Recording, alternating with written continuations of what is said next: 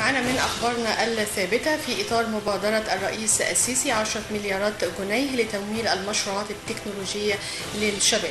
كلف المهندس ياسر القاضي وزير الاتصالات وتكنولوجيا المعلومات غرفة صناعة تكنولوجيا المعلومات برسم الملامح العامة لبرنامج تأهيل الشركات الصغيرة والمتوسطة المتخصصة للاستفادة من مبادرة 200 مليار جنيه الخاصة بتمويل مشروعات الشباب، والتي أطلقها الرئيس السيسي منتصف العام الجاري. وتأتي هذه الخطوة بعد تخصيص البنك المركزي 10 مليارات جنيه من مبادرة 200 مليار جنيه القائمة على تعزيز مفهوم الإبداع والابتكار.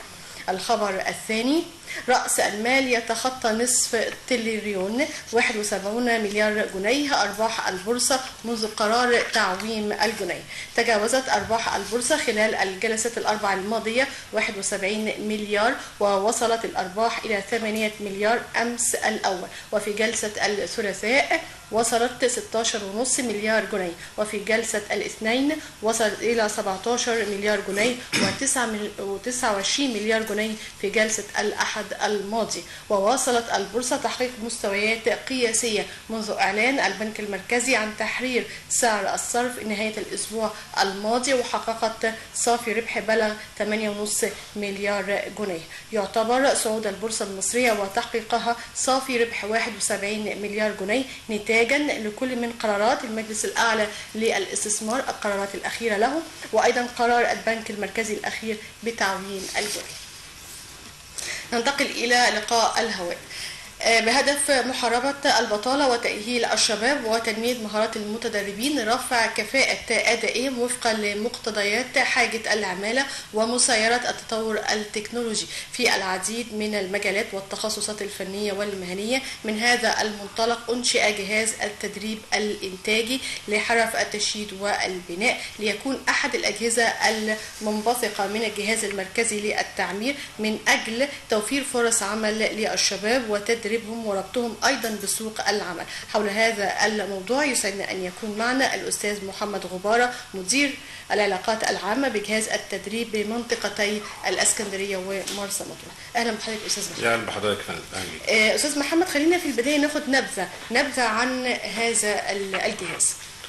هو طبعا في البداية احنا بنشكر تلفزيون اسكندرية ان هو بيسلط الضوء على جهاز تدريب ومراكزه اللي هي موجودة في اسكندرية ومرسى مطروح، وبرضه بننقل يعني تحيات اللي هو جمال ابو كليله رئيس جهاز التدريب الانتاجي على حرف التشييد والبناء. احنا طبعا جهاز تدريب تابع وزاره الاسكان ومنبثقين او يعني فرع من الجهاز المركزي للتعمير. هنتكلم على اسكندريه، مش هنتكلم على كل المحافظات. احنا في كل المحافظات عندنا 62 مركز تقريبا على مستوى الجمهوريه بيخدموا كل المحافظات.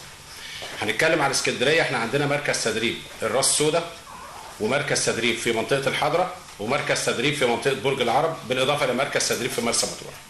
المراكز دي بتخدم قطاع التشييد والبناء، يعني زي فيها اقسام معماريه زي المباني والسباكه والكهرباء والنقاشه، الاقسام اللي هي المعماريه اللي بتخدم العماره بصفه عامه.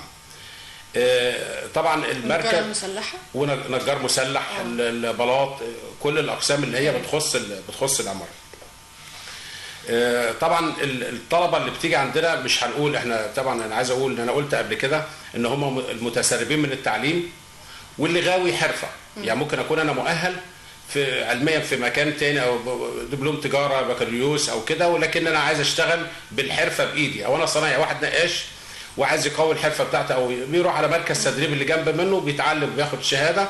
لان طبعا فتره التدريب مش عايز اقول هي كافيه، لكن هي 3 شهور بيشتغل فيها عملي. هو بياخد نظري، بتشرح له التمرين، بتشرح له الخامات اللي موجوده في السوق، التكنولوجيا الجديده الموجوده، ازاي يحسب الشغل بتاعه مش شغل بدائي يدوي زي ما هو شغال بره، الخامات الجديده الموجوده المتاحه ليه ايه.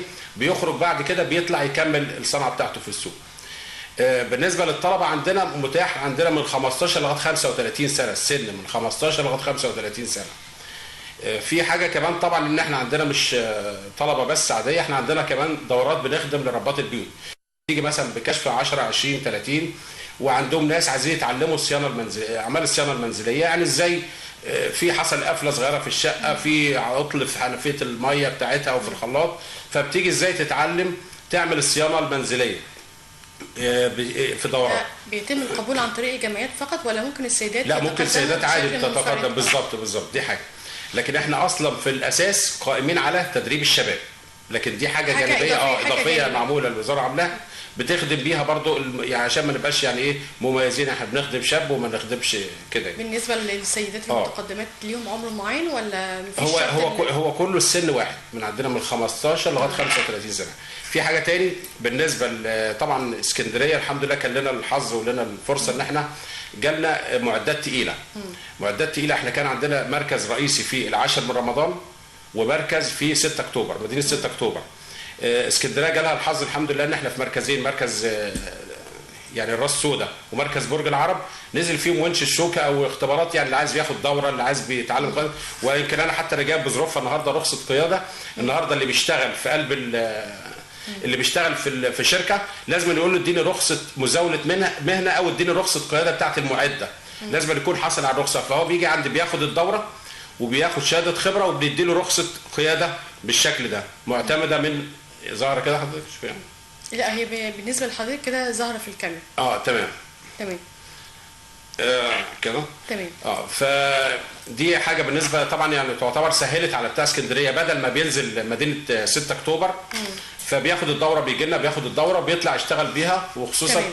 احنا عايزين بس ننوه للساده المشاهدين استاذ محمد اللي احنا معانا على الشاشه دلوقتي جدول في عناوين المراكز في اسكندريه. تمام. احنا عايزين مركز تدريب الراس السوداء ده في منطقه الساعه بالتحديد قدام شركه البلاستيك. في مركز تدريب الحضره اللي هو مركز تدريب بروزو.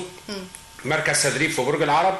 عندنا مركز تدريب في مرسى مطروح، وتقريبا الورقه موضحه اسمه مدير المركز ورقم تليفونه الارضي ورقم المحمول، حتى علشان الناس يعني ما يبقاش يعني ايه نقول ان هو مش عارفين اماكن المراكز فين. خلينا نقول للساده المشاهدين اللي ما بيقدرش يلحق ان هو يكتب ممكن عن طريق الموبايل او اي كاميرا يصور الجدول اللي موجود على الشاشه. اتفضل. تمام. في حاجه كمان عايز اضيفها، اقول ان الجهاز ده حكومي. هو لو قطاع خاص هياخد من الطالب عشان يعلمه، لكن الدوله هي اللي بتدي له فلوس. هو الطالب بيجي بياخد 10 جنيه في اليوم. ال10 جنيه ما تعتبرش بالنسبه للطالب حاجه، لكن هي تعتبر عبء على الدوله. عبء بتديهوله عشان يتعلم، بيدوا له زي مواصله زي مصاريف انتقال.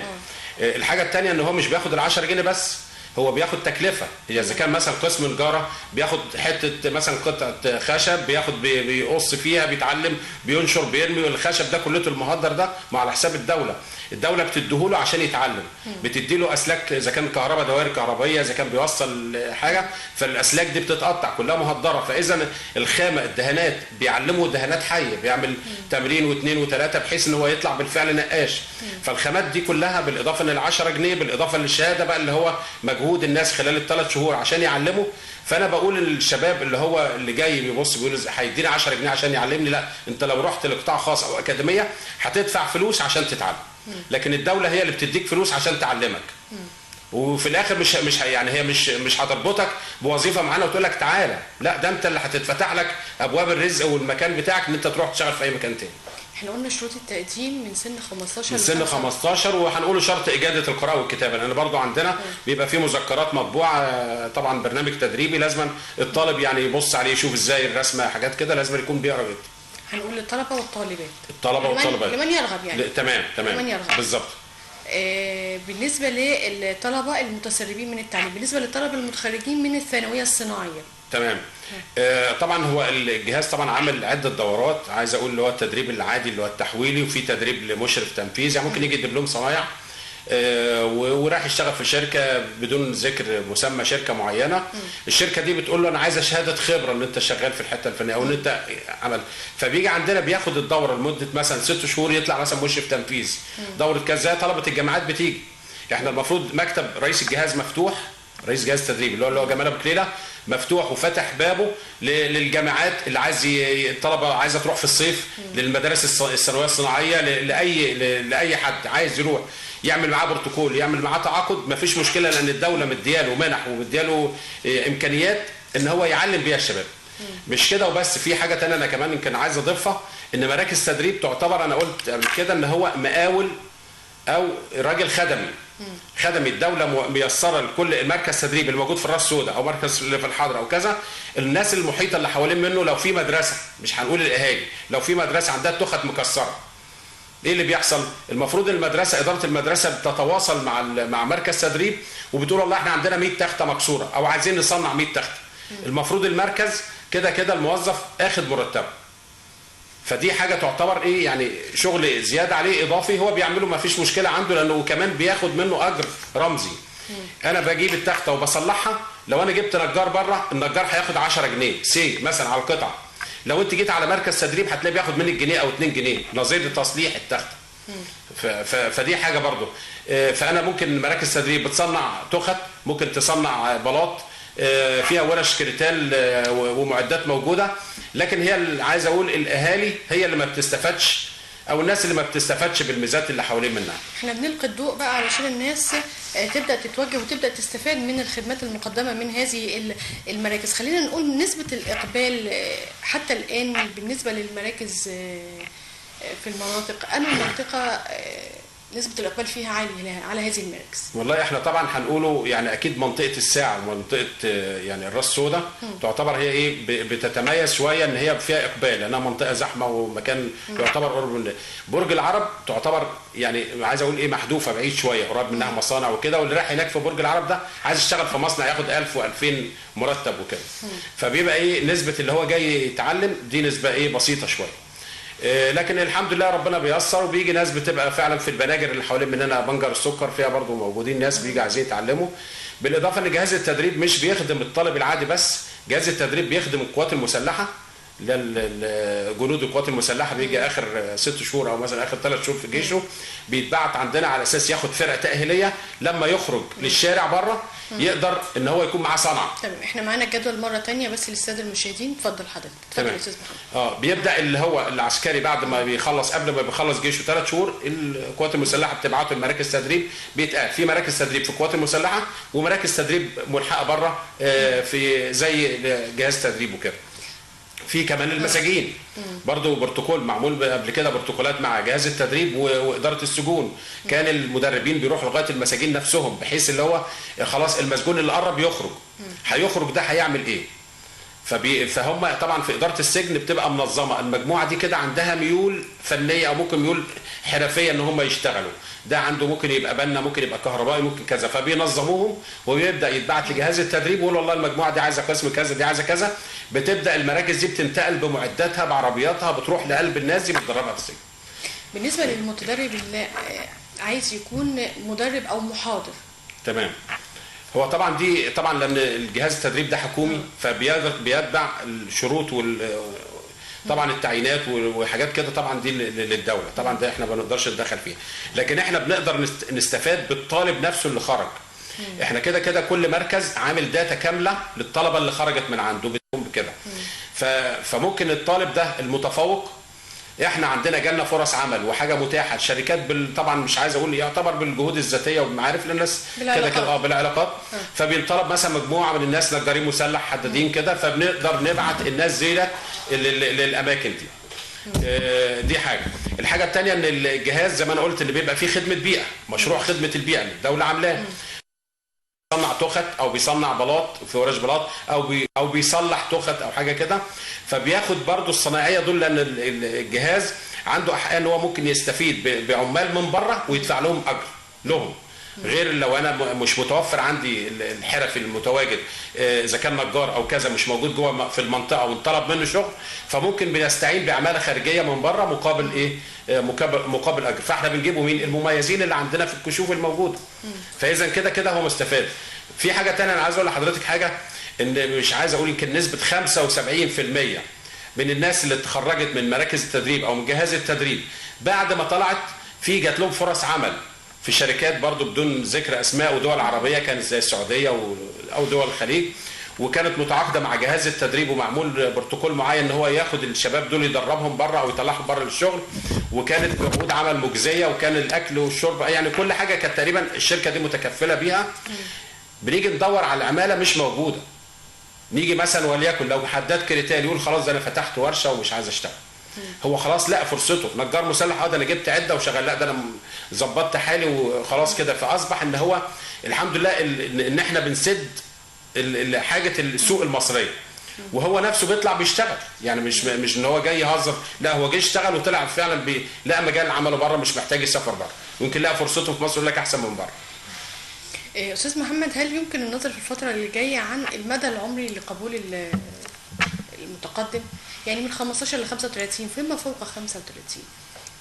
والله هو دي طبعا بيبقى بروتوكول محطوط او سياسه للوزاره اللي عاملاها، احنا طبعا مالناش ان احنا نتدخل فيها، فهو اللي بيحددوا الجامعه في نفس الوقت في حاجه ثانيه. ما انا دلوقتي انا النهارده بدعم الطالب العادي اللي جاي ظروفه تعبانه وعايز يتعلم، باهله في 3 شهور. في واحد ثاني ممكن يجي لي 30 50 سنه مش فارقه معايا، لكنه جاي بيقول والله انا جاي النهارده عايز نقاشه وعايز كورس محدد في اسبوع او اسبوعين. الاسبوع او الاسبوعين دول عندي مدفوعه الاجر، بيورد لخزينه الدوله المركز، وبيخش ياخد دوره وياخد شهاده خبره دي على حسابه. يبقى يعني الخدمه دي متاحه. الخدمه دي متاحه بالظبط. الخدمه دي متاحه بس باجر. الخدمه دي متاحه بس باجر. في حدود قد ايه؟ يعني تقريبا مثلا هنقول فرنج مثلا الاسبوع في يعمل حوالي 200 250، مش عايز ارتبط برقم لكن تقريبا يعني في الرينج ده كده. وبياخد شهاده نفس الكارنيه. بالظبط. بس بيرجع بقى للمدرب اللي بيختبره، ما هو ممكن المدرب يقول له هو جاي على انه ياخد اسبوع. يعني انا صنايعي بره وشغال بس انا جاي اختبر، الشركه طالبه مني الشهاده، يجي يفوجئ ان هو ابيض. هو كبير انه مثلا بيمسك سكينه معجون وبيعرف يمعجن الحيطه، لكن هو مش هو النقاش كده، لا النقاش لازم يكون فاهم بيدهن ازاي وتركيبه الالوان وايه الالوان الموجوده في السوق. فاذا هو محتاج مش اسبوع، ده محتاج اسبوعين، ممكن يكون محتاج 3 اسابيع. فبيرجع للجنه اللي بتختبره، هي اللي بتقيمه وتقول له المده بتاعت الدوره بتاعتك اللي هتقعدها دي.